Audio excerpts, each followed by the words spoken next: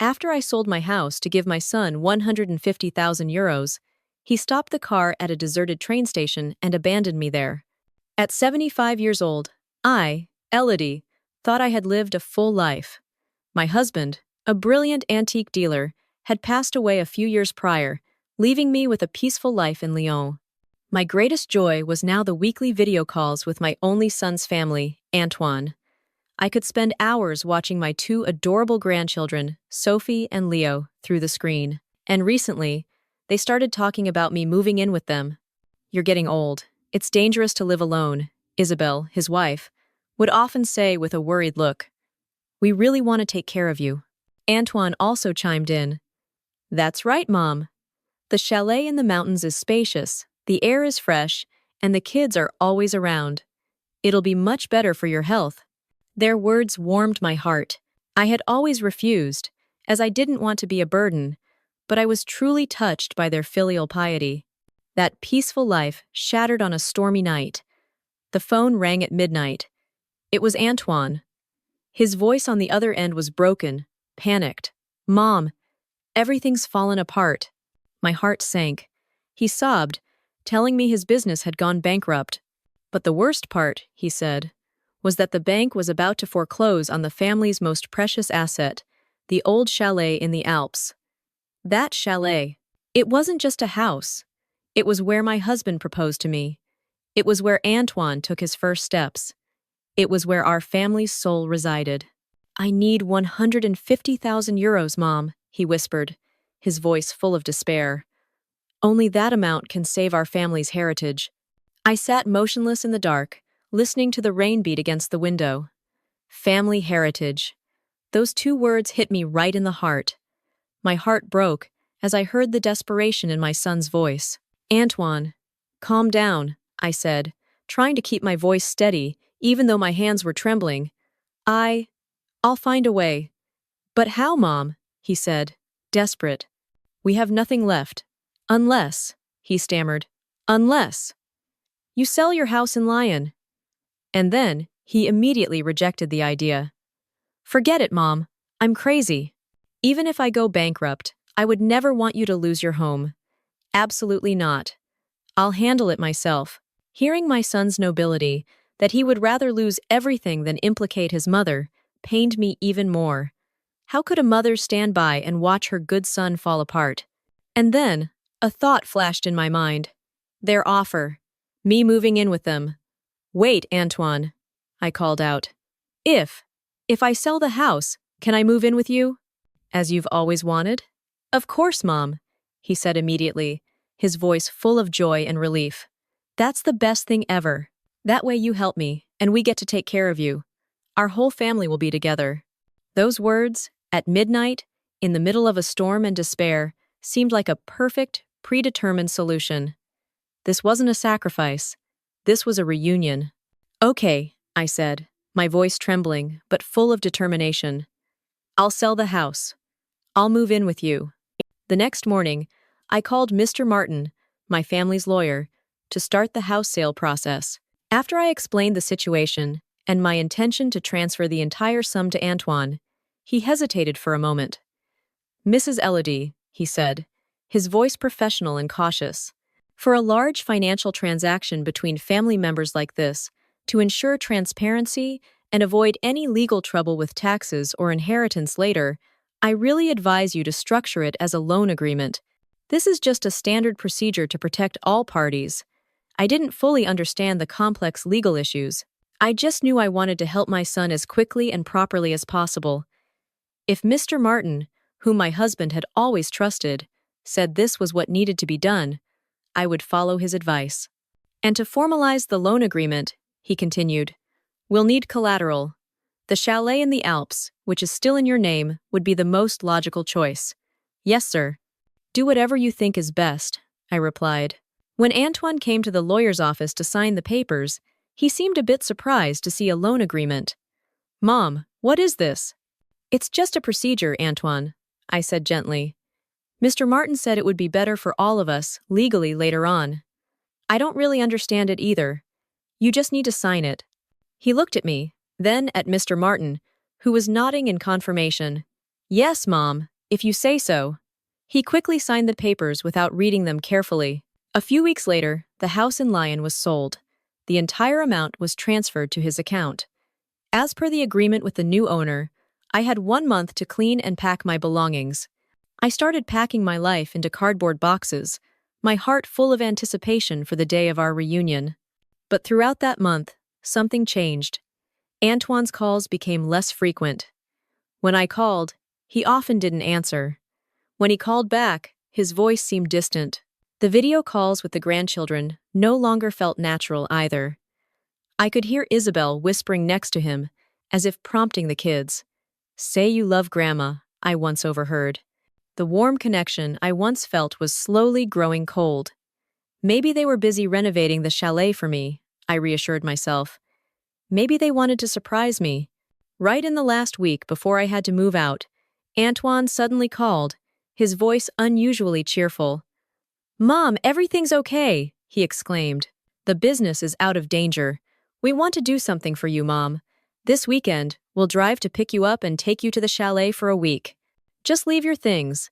The moving truck will bring them up next week. Think of it as a welcome vacation to your new home." I was so happy, I cried. All my doubts, all my anxieties vanished. It turned out I had worried for nothing. My son was still my filial son. I thought the storm had truly passed, and this was the beginning of a new, happy life. The fateful trip began on a Saturday morning. Their car rolled along the winding mountain roads. The children chattered in the back seat. Isabel sat next to me, constantly asking questions. Everything looked perfect. Around noon, they stopped the car at a small, quaint, and deserted train station on the mountainside. "Look, Mom," Isabel said, pointing to an old wooden bridge over the tracks. "It's so beautiful. Let's take a family picture there to remember the moment." "Great idea," Antoine chimed in. I happily agreed. Isabel asked me to step onto the middle of the bridge first to frame the shot.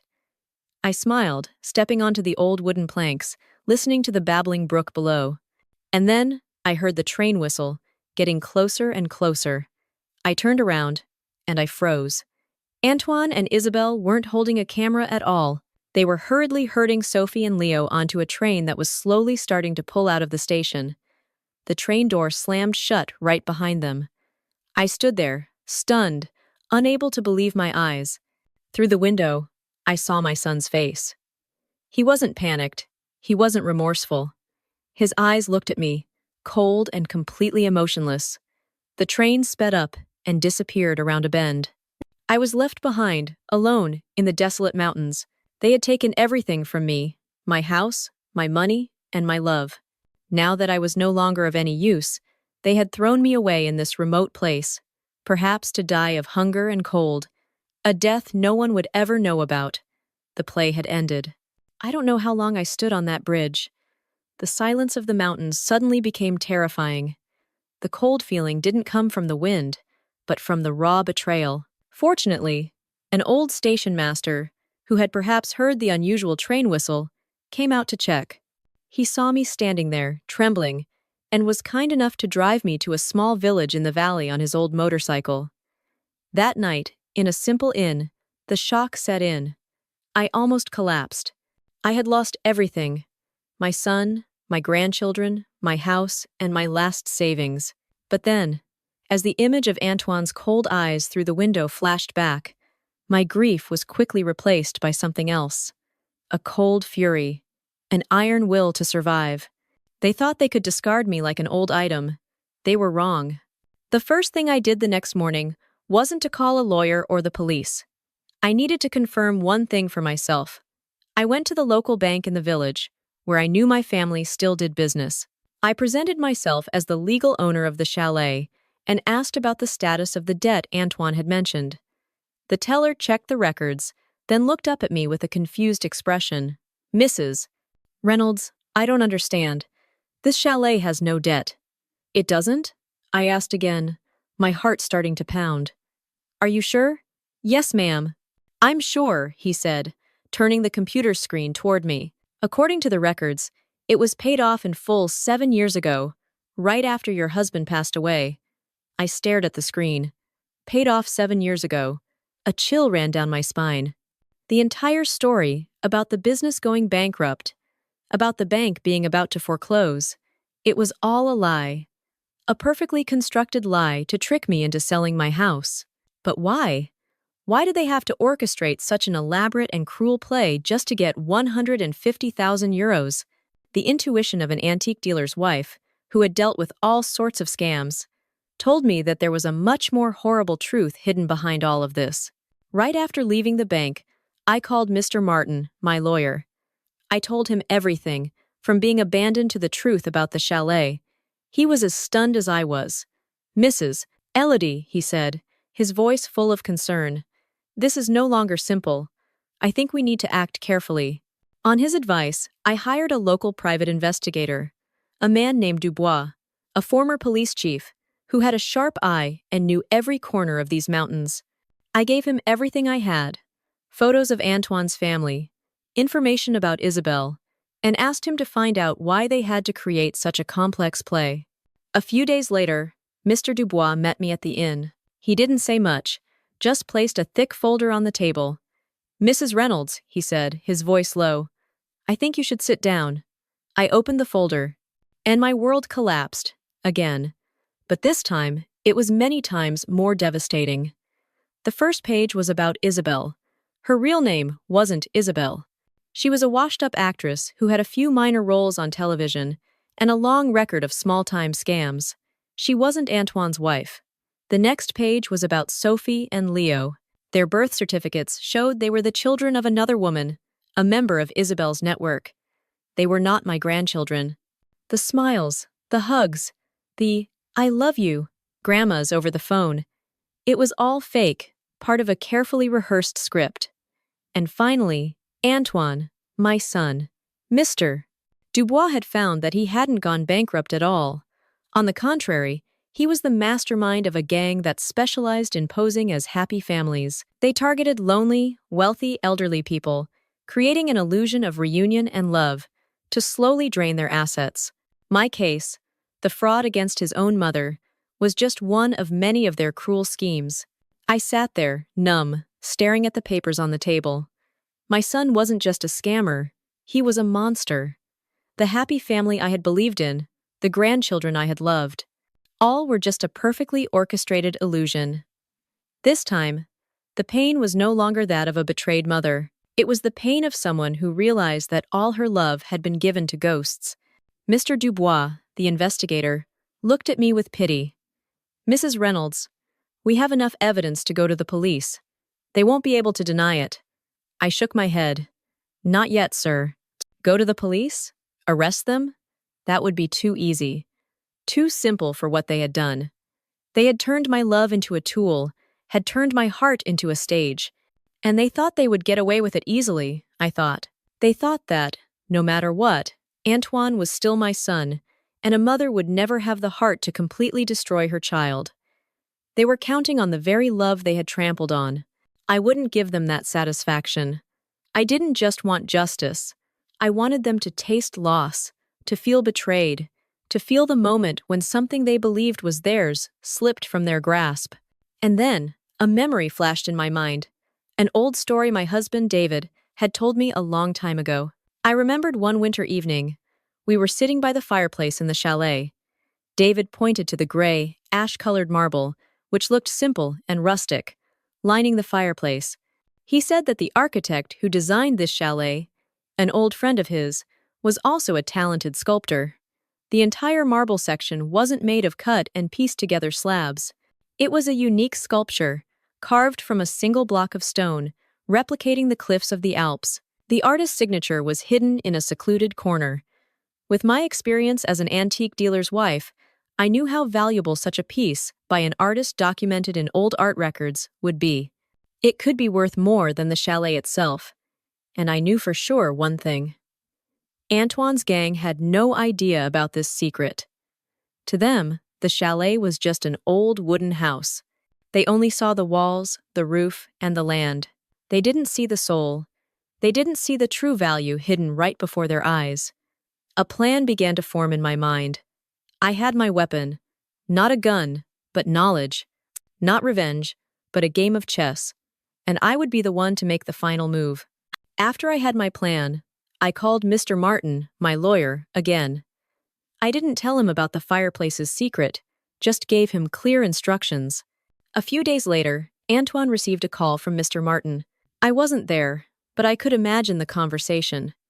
Mr. Martin, with a tired and resigned voice, announced that his client, Mrs. Elodie, had completely collapsed, that she was too old and tired to pursue any legal battle, that she just wanted peace. And then, Mr. Martin made the final offer, an offer I knew they couldn't refuse. Mrs. Elodie said she will sign the transfer deed for full ownership of the chalet to you, I imagined Mr. Martin's voice. She is ready to give up everything. I knew there would be a moment of silence on the other end, a surprise at the too easy victory. But, Mr. Martin continued, she has only one condition. She wants to see the grandchildren one last time, to say goodbye, right at the chalet. The trap was perfectly set. It played on both their greed and their arrogance. They thought I had completely collapsed, that my love for the fake grandchildren had blinded me. They thought they had the upper hand. Just as I had predicted, they agreed immediately. The meeting was arranged for the weekend, at the chalet in the mountains, which they thought was about to become their property. The stage for the final act was set. That weekend, I arrived at the chalet early. I sat by the fireplace, where the fire was crackling. Mr. Martin, my lawyer, sat opposite me. Beside him was an elderly man, wearing horn-rimmed glasses, who looked stern. That was Monsieur Dubois, the leading art critic from Paris, whom I had gone to great lengths to invite. When Antoine's car and his family pulled up outside, I took a deep breath, putting on my final performance. They walked in, faces beaming, not hiding their excitement at all. They saw me sitting with two strange men. "Mom," Antoine said, his voice artificially sweet. "Is everyone ready?" Isabelle glanced at Mr. Dubois with curiosity. "Ah," I said, my voice weak. "This is Mr. Dubois, just an appraiser to complete the paperwork for the house. You know, for the proper procedure." They nodded, completely unsuspecting. Antoine took a stack of papers from his leather briefcase. "Let's sign quickly, Mom," he said, placing the transfer deed for full ownership of the chalet on the table, right in front of me. I picked up the pen. And at that very moment, just as planned, Monsieur Dubois suddenly stood up. "Unbelievable!" he exclaimed, his voice full of amazement. He didn't look at us, but rushed straight to the fireplace. "It's real! This is it!" He raised his hand, almost caressing the marble. A masterpiece, by Auguste Dubois. A sculpture that the art world thought had been lost for a long time. Antoine and Isabelle looked at each other, bewildered. "Mrs. Reynolds," Mr. Dubois turned to me, his eyes shining. "Do you know you own a treasure? This marble piece alone is appraised at no less than 2 million euros. Antoine and Isabelle's expressions changed from triumphant to confused, then to extreme horror. They looked at the fireplace, then at the transfer deed on the table, then back at me. They realized they weren't just trying to steal an old wooden house. They had just come close to throwing away a huge fortune they didn't even know existed. Just then, the door opened. The private investigator, Mr. Dubois, walked in, followed by 2 uniformed police officers. "Antoine," I said, my voice no longer weak, but as cold as ice. "The appraisal is over. Now it's time for the law." Mr. Dubois held up a small voice recorder. Everything had been recorded. Their play had truly ended. Antoine's fraud gang was broken up. With irrefutable evidence from Mr. Dubois' investigation and the recording of the transfer deed signing at the chalet, they faced severe sentences. Antoine, my son, who had tried to discard his mother after draining her of everything, received a long prison sentence. Isabelle and the other accomplices as well. They lost the game of chess they thought they were controlling. Many people advised me to sell the chalet and the sculpture. "It holds too many painful memories," they said. But I didn't. Instead, I decided to turn it into a symbol of rebirth. I used the very money they should have stolen to establish a charity in my late husband's name, the David Reynolds Foundation. The chalet in the Alps was no longer a personal asset, but had become a retreat and inspiration center, a scholarship specifically for talented young artists who lacked opportunities. The place that was once the stage for a cruel conspiracy has now become a place to nurture beautiful dreams. Yes, I lost a son. A painful truth I will carry for the rest of my life. But in that loss, I found myself again. I found Elodie, the strong, intelligent woman who, together with her husband, built everything from scratch. I proved that wisdom and strength are never old. One winter afternoon, I, Elodie, am sitting alone in the cozy chalet, not as an abandoned mother, but as the true owner of this place. I am sitting in the familiar leather armchair, next to the €2 million marble fireplace. The fire crackles, reflecting a sparkling light onto the glass of red wine in my hand. Through the large window, I can see the majestic Alps, covered in pristine white snow under the sunset. I am no longer lonely. Occasionally, the laughter of the young artist staying here echoes from a distance. But in this moment, I enjoy my own tranquility. I take a sip of wine, feeling the bittersweet taste linger. I am not a victim. I am the winner of the game of my own life. And this victory tastes truly wonderful.